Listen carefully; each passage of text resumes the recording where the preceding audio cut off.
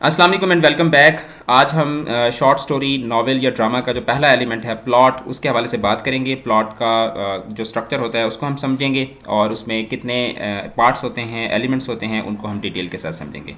The events of a story, a plot होता क्या है कि the events of a story और the series of actions that make up the story are referred to as the plot.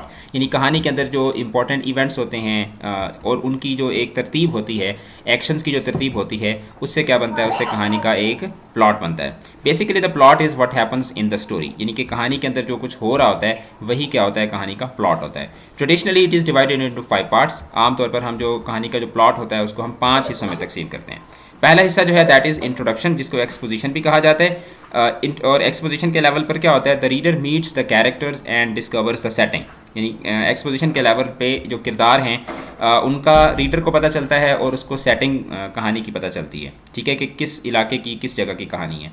Readers interest is aroused here, यहाँ से reader की जो interest है वो डेवलप होना शुरू होती है। The conflict that drives the stories action is discovered at the end of the introduction. जैसे ही इंट्रोडक्शन खत्म होता है तो कहानी का जो कॉन्फ्लिक्ट होता है, कहानी का जो सेंट्रल प्लान ऑफ एक्शन होता है वो पता चल जाता है विद द इनिशिएटिंग इंसिडेंट, ठीक है। और कुछ ऐसे काम होते हैं जिससे हमें पता चल जाता है कि कहानी के अंदर कॉन्फ्लिक्ट क्या है। अब जब कॉन्फ्लिक्ट हमें पता चलता है तो उससे कहानी जो है वो राइजिंग एक्शंस की तरफ मूव कर जाती है।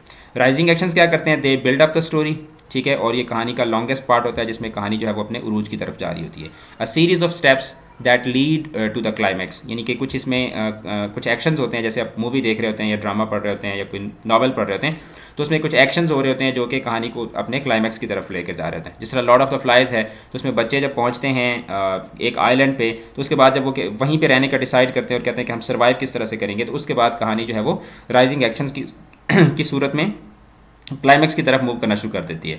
You get more information about conflict and characters here, यहाँ पे आपको राइजिंग एक्शंस के जरिए आपको कैरेक्टर्स और कॉन्फ्लिक्ट के हवाले से जो है वो मजीद इन्फॉर्मेशन मिलती है। उसके बाद आता है कहानी के अंदर तीसरे नंबर पे climax. Here the reader finds out what happens to the conflict, कि जो कहानी के अंदर जो कॉन्फ्लिक्ट बताया गया था, जैसे लॉर्ड ऑफ द फ्लाइज में स्टार्ट में जैक और राल्फ की जो लड़ाई होती है, तो वहाँ से जो है वो हमें पता चलता है कि ये कॉन्फ्लिक्ट आ गया। तो कहानी के अंदर क्लाइमैक्स क्या है कि जहाँ जब राल्फ और जैक की लड़ाई होती है, लास्ट उनकी जो फाइट होती है, तो आप उसको कह सकते हैं कि that is the point of conflict, that is the point of climax. और how the conflict might be resolve, कि क्लाइमैक्स जो है इसमें पता चलता है कि हमें कि ये कहानी जो है उसका कॉन्फ्लिक्ट किस तरीके से रिजॉल्व होगा। The story may not yet be finished but the reader now has a good understanding of what way it is going to go. यानी कहानी मुकम्मल तौर पर क्लाइमैक्स पे ख़त्म तो नहीं हुई होती, लेकिन आपको अंदाज़ा हो जाता है कि कहानी किस तरफ कहानी जाने वाली है। उसके बाद होता है फॉलोइंग एक्शन। फॉलोइंग एक्शन क्या है, the plot begins to wrap up in the action section of the story, in this section of the story. Following action जो है इसमें कहानी जो है वो अपने एंड की तरफ जाना शुरू हो जाती है, विच इज़ यूजली ब्रीफ। और फॉलोइंग एक्शन जो है ये क्या होता है, ये आमतौर पर क्या होता है, ये थोड़ा सेक्शन जो है वो कहानी का या नॉवल का थोड़ा सेक्शन घेरता है। उसके बाद डिनोमेंट, कंक्लूजन या रेजोल्यूशन एक ही चीज़ है, ठीक है। This is basically the ending. This part follows quickly after the climax and provides the last pieces of the information for the reader. Denouement is the French for unknotting. Knot का मतलब होता है गिरा बांधना और अननॉट का मतलब गिरा को खोलना। You may therefore think of denouement as the unknotting or untangling of the plot, कि इसमें जो कहानी है उसको वो जो एक कहानी के अंदर जो कॉन्फ्लिक्ट के जरिए कहानी बंधी हुई होती है, उस कहानी को क्या किया जाता है, खोल दिया जाता है। Other words for denouement are conclusion और रेजोल्यूशन, ठीक है, कि मतलब कहानी इसमें क्या हो जाती है, रिजॉल्व हो जाती है। How ever not on all conclusions provide resolution, कि आमतौर पर ऐसा भी होता है कि कहानी ख़त्म हो जाती है लेकिन उसमें रेजोल्यूशन नहीं हुई होती, यानी कि मसला जो था वो रिजॉल्व नहीं हुआ था, तो फिर उससे क्या होता है, उससे कहानी जो है उसके फिर फर्दर पार्ट्स आते हैं, फर्दर उसके हिस्से आते हैं। So these are the 4 types of conclusion that they have a variety of names, ठीक है। अब जो कंक्लूजन है या जो कहानी की जो एंडिंग होता है उसकी कुछ टाइप्स होती हैं, उनको हम देख लेते हैं। एक्सपोजिटरी हैप्पी, जिसको आप हैप्पी एंडिंग बोलते हैं। All loose ends are tied up and explained and the ending is happy, ठीक है, कि एंडिंग जो है ये क्या होती है, हैप्पी एंडिंग हो सकती है, एक्सपोजिटरी हैप्पी। फिर उसके बाद expository sad, all loose ends are tied up and explained and the ending is sad, कि कहानी के अंदर जितने भी मसले मसाइल थे वो सारे के सारे वाजे हो जाते हैं, सॉल्व हो जाते हैं, और कहानी की जो एंडिंग होती है वो क्या होती है, वो सैड होती है। तो this is what usually happens in tragedies, ठीक है। अच्छा, उसके बाद जो थर्ड इसकी टाइप है वो है दैट इज़ सरप्राइज और twist. Something happens that the reader does not expect at all, यानी कहानी जिसको हम बोलते हैं ना सस्पेंस जो स्टोरीज होती हैं कि कहानी के एंड, शॉकिंग एंड जिसको बोलते हैं कि कहानी के बिल्कुल आखिर में आके कुछ ऐसा होता है कि जो आप बिल्कुल एक्सपेक्ट ही नहीं कर रहे होते। जैसे लॉर्ड ऑफ द फ्लाइज की अगर हम बात करें तो आखिरी जो चैप्टर है उसमें हम देखते हैं कि राल्फ भाग रहा होता है, जैक और उसकी पार्टी सारे उसके पीछे लगे हुए होते हैं और हमें लग रहा होता है कि ये बस अभी फ़ौरन से इसको पकड़ के मार देंगे। लेकिन क्या होता है कि उसका सरप्राइजिंग एंडिंग, सरप्राइज उसकी एंडिंग क्या होती है कि जब जैसे ही वो जंगल को आग लगाते हैं और वो साहिल पर आते हैं तो देखते हैं तो वहाँ पे एक नेवी का ऑफिसर खड़ा होता है। ठीक है, उसके बाद जो चौथी एंडिंग है दैट इज़ अनरिजॉल्व, इनडिटर्मिनेट और क्लिफ हैंगर। ठीक है, क्लिफ हैंगर के मतलब चट्टान से लटकी हुई।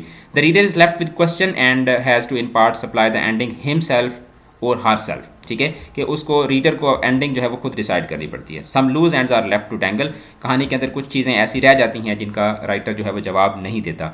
जैसे एडगर एलन पो की जो स्टोरीज़ हैं वो ज़्यादातर क्या होती हैं, वो अनरिजॉल्व एंडिंग वाली कहानियाँ होती हैं कि एंडिंग जो है वो नहीं बताई जाती और रीडर के ऊपर छोड़ दिया जाता है कि रीडर उसकी जो एंडिंग है वो खुद से डिसाइड करे। अच्छा, उसके बाद जो फिफ्थ इसका पार्ट था, ठीक है, एंडिंग का, उसमें एक तो ये होता है कि कहानी कंक्लूड हो जाती है। उसके अलावा एक इसमें इंपॉर्टेंट चीज़ होती है दैट इज़ एंटी क्लाइमैक्स। ठीक है, एंटी क्लाइमैक्स, एंटी क्लाइमैक्स क्या होता है, अ डल और disappointing ending to something after increasing excitement, कि आप कहानी को एक्साइटमेंट के टॉप लेवल पे ले जाते हैं और उसके बाद उसके बिल्कुल बरअक्स आप कहानी को एंड कर देते हैं, तो that is called anti climax.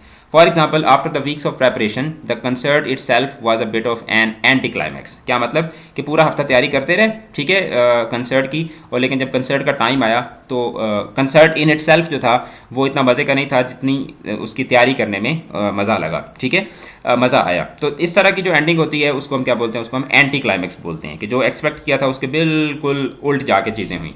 ठीक है, in connection to a story और novel it means an ending that does not measure up to the plot events that preceded. ठीक है, यानी कि जिस तरीके से कहानी चल रही थी, कहानी के अंदर जिस तरह से चीज़ें चल रही थी, अगर उसके अकॉर्डिंगली नहीं होता तो that is basically anti climax. जैसे अगर सिंपल बात की जाए तो जैसे पाकिस्तान की टीम पिछले वर्ल्ड कप में थ्रू आउट जो है वो अनबीटेबल रही और सेमीफाइनल में आके पाकिस्तान की जो टीम थी वो हार गई।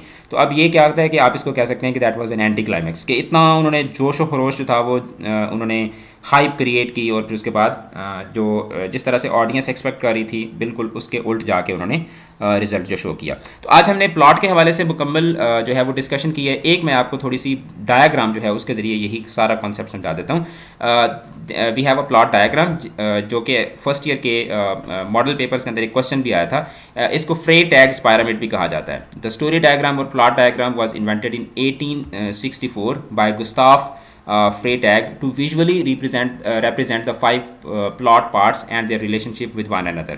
Modern stories may or may not tidily fit Freytag's pyramid. Modern stories में sometimes इसको फॉलो नहीं भी किया जाता, लेकिन जो क्लासिकल जो नॉवेल्स हैं या जो शॉर्ट स्टोरीज़ हैं उनके अंदर इसको ज़्यादातर फॉलो किया जाता है।